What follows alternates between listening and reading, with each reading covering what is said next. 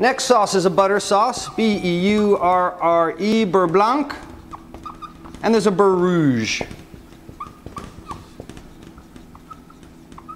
The three main ingredients in a Beurre Blanc or Beurre Rouge. 1, shallots. 2, wine. 3, butter. It's a very simple sauce, but very delicate to make. Again, it has to do with controlling the heat. So here's how we do it. Beurre Blanc and Beurre Rouge. Really cool, fancy sauce that you can make very quickly when you get the trick. 1. Generally a saute pan, but it can be made in a saucepan. All right, so warm a saute pan. This is not like a saute of protein products where we want to get the pan to 320 degrees for caramelization of sugars. We don't want to get this pan higher than the smoke point of whole butter, right? Or the breaking of whole butter. Smoke point of whole butter, by the way? 260 degrees Fahrenheit. 93 melting, 260 smoke point. So when we do saute of, say, a chicken breast, we want that pan really, really hot. And then generally we'll put olive oil in there, which I think is 320 smoke point, so that there's no worries. We can get that nice caramelization of sugars. But we don't want that here. We want this butter to stay whole. So we're barely going to warm a saute pan. 2, melt butter. First addition of butter. This might only be a tablespoon or 2. But melt it and keep it yellow. K-I-Y. Keep it yellow. Melting the butter. 3, saute shallots. Saute the shallots in the butter. If we're making a Beurre Blanc, the operative word is blanc. Needs to stay white. So what do we want here? We don't want any caramelization. We don't want to brown these shallots at all. Keep the butter yellow, K-I-W. Keep it white.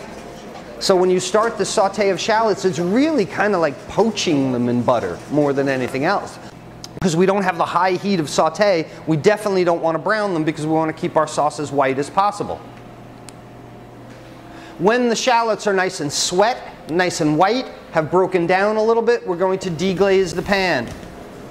Beurre Blanc with white wine, Beurre Rouge with red wine. Deglaze the pan. Lowers the temperature of the pan, stops the cooking immediately, but now what have you done?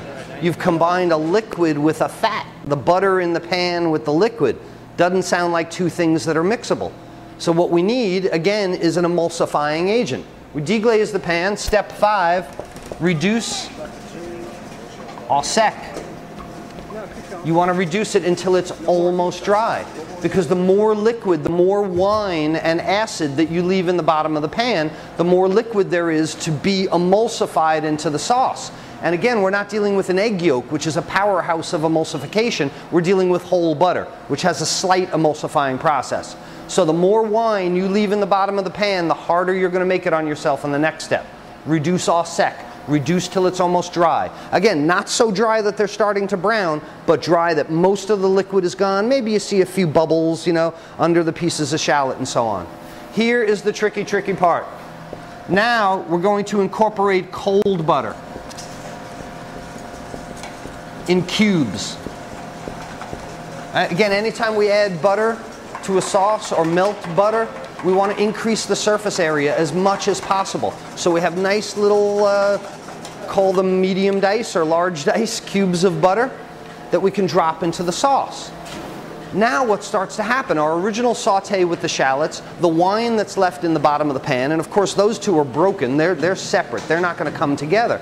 But as we put a little bit of butter into the pan and start to whisk, the temperature drops back down to the temperature that we need for emulsification. And that small bit of lecithin in the whole butter starts to bring together the liquids and the fat. So we start to emulsify. Here's the tricky part, just like hollandaise. This is where you might have to take it off the stove, whisk in some butter. You start to see it break and get white around the sides. More cold butter, drop that temperature, your butter's breaking. More cold butter, whisk, whisk. It starts to get kind of thicker and starting to look a little bit like butter.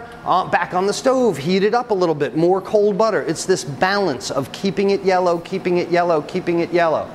Whisking in the cold butter in cubes.